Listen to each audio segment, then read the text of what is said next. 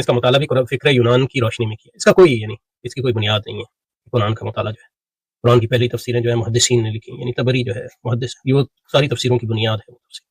اور اس کے بعد تمام علماء نے اپنے علوم کی بنیاد پہ قرآن کی تفسیر لکھی، اور آج تک لوگ لکھ رہے ہیں. یہ اللہ تعالیٰ کا قرآن مجید جو ہے اللہ تعالیٰ کا دسترخوان ہے، اس پہ جو آتا ہے اس کو جو ہے اس کے ظرف کے مطابق ملتا ہے، اور اس کی حفاظت کی ذمہ داری اس کے الفاظ کی بھی مان کے اللہ نے خود لی.